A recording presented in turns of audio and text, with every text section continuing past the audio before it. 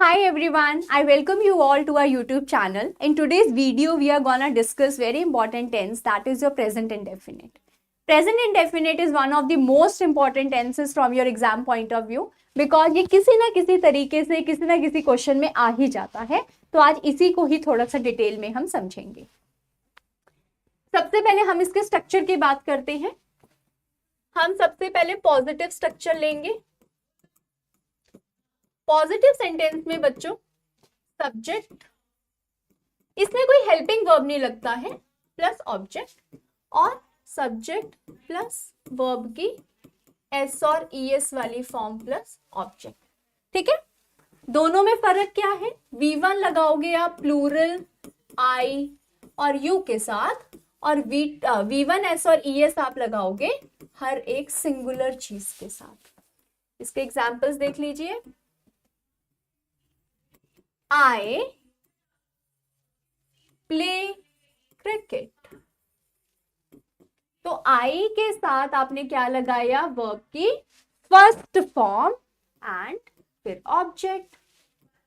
और यहीं पर ही अगर मैं सिंगुलर कर देती, ही कर देती, तो एस और ई एस वाली फॉर्म लगेगी इसके साथ, राइट?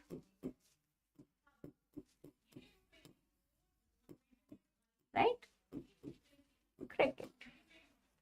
फिर यहीं पर ही अगर आप दे लिख दोगे तो फर्स्ट फॉर्म, और कोई भी और सिंगुलर चीज लिख दोगे तो एस और E S form. This is your positive. तो इसमें वर्ब की फर्स्ट फॉर्म या फिर वर्ब की फर्स्ट फॉर्म प्लस एस और ई एस वाली फॉर्म आती है। ठीक है, तो ये तो आपका हो गया पॉजिटिव सेंटेंसेस। मैं क्रिकेट खेलता हूं, वो क्रिकेट खेलता है, जो काम होता है। अब देखते हैं इसको नेगेटिव कैसे करना है।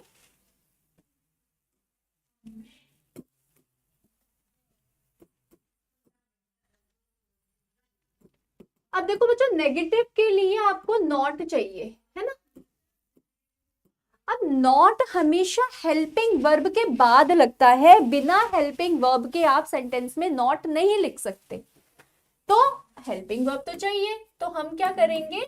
Do not and does not का इस्तेमाल करते हैं। ये हेल्पिंग वर्ब का काम करता है, डू और डज। और डू डज दोनों के साथ आपने वर्ब की फर्स्ट फॉर्म लिखनी है। आपने कोई भी एस और ई एस फॉर्म नहीं लगानी। क्यों? क्योंकि जो डज है वो तो ऑलरेडी एस और ई एस फॉर्म का ही काम कर रहा है, और डू तो प्लूरल के साथ ही लग रहा है। दोनों में फर्क देख लो। डू लगेगा प्लूरल आई और यू के साथ, और डज लगेगा सिंगुलर के साथ।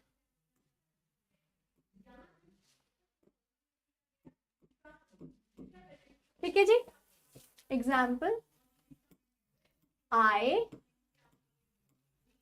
डू नॉट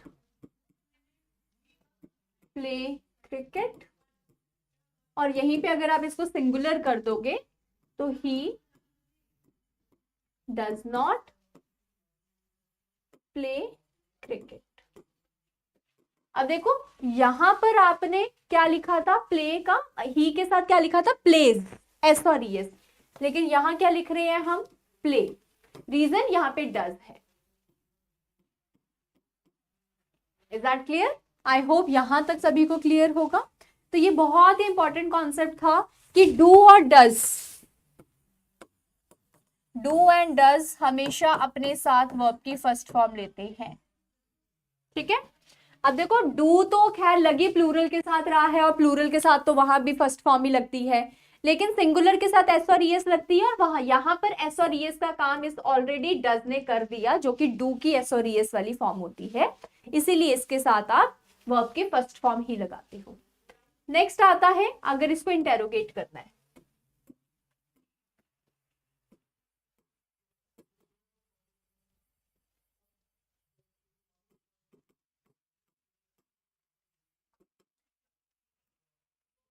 इंटेरोगेटिव सेंटेंसेस आपके कौन से होते हैं?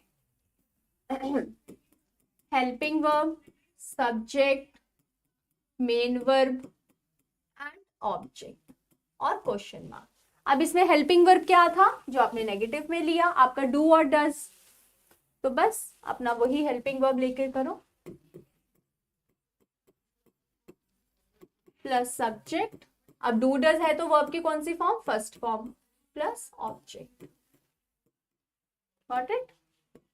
अब वही सेम चीज, सेम कहानी, प्लूरल आई और यू के साथ डू, और डज किसके साथ आएगा, सिंगुलर के साथ। ठीक है, फॉर एग्जाम्पल आप इसमें सवाल पूछ रहे हो, क्या तुम क्रिकेट खेलते हो, डू यू प्ले क्रिकेट, तो डू के साथ वर्ब की फर्स्ट फॉर्म, और डज होगा तो सिंगुलर, डज ही, क्या वो क्रिकेट खेलता है, लाइक दैट। ठीक है जी, आई होप यहां तक सबको क्लियर। अब चलते हैं आगे, इनके यूजेस। ये तो आपने स्ट्रक्चर पढ़ लिए कि कब आपने कौन से टेंसेस को प्रेजेंट इंडेफिनिट बोला जाता है and what are its structures. We have done 3, positive, negative and interrogative. अब इनके यूजेस पे आ जाओ।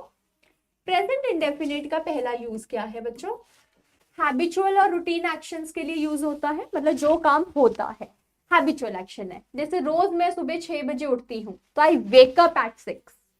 She goes to school every day, वो रोज स्कूल जाती है, तो यहाँ पर प्रेजेंट इंडेफिनिट आता है, मतलब जो काम होता है। सेम जनरल ट्रुथ्स और यूनिवर्सल फैक्ट्स भी वही सेम चीज बता रहे हैं। सन जो है वो ईस्ट में राइज करता है, वाटर जो है वो 100 डिग्री पर बॉईल होता है, तो आप इसमें छेड़खानी नहीं कर सकते कि उस टाइम पे बॉईल किया था 100 डिग्री पे, लाइक दैट। वो हमेशा ही 100 डिग्री पे बॉईल करेगा। Got it. Permanent states, he lives in Delhi, right, मतलब वो क्या करती है एक तरीके से, मतलब एक तरह से देखा जाए तो ये भी हैबिचुअल एक्शन, उसका रूटीन एक्शन है कि वो दिल्ली में रहती है। I live in Chandigarh, I live in India. She works as a teacher, I work as an English teacher.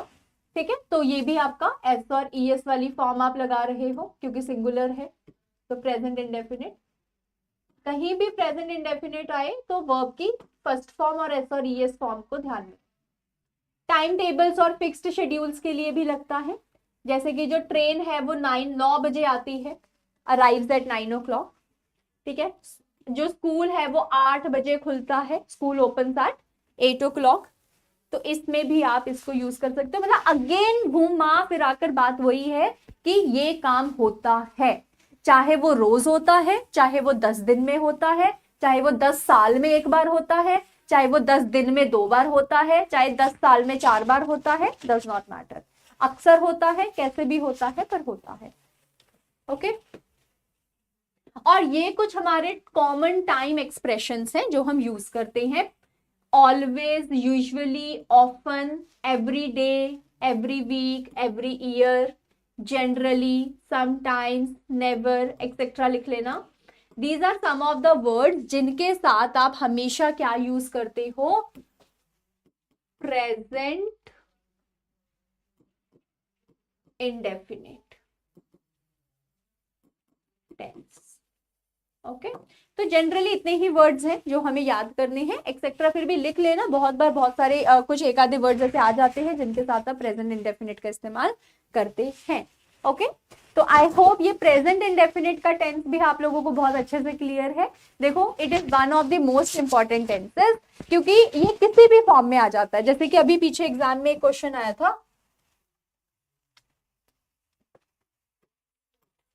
Water of several reverse contain bacteria, right. For example ये question है, तो वाटर या द वाटर कुछ ऐसे था, तो water of several reverse, bacteria किसमें है, पानी में, रिवर्स में नहीं, उसके पानी में। तो पानी आपका मेन सब्जेक्ट है, जिसकी वजह से आपका वर्ब क्या लग रहा है, कंटेन। तो इस सब्जेक्ट की वजह से, अब पानी तो सिंगुलर है, तो इसीलिए यहां पर आपका आंसर क्या बनना चाहिए, एस और ई एस फॉर्म, बिकॉज ये सिंगुलर है।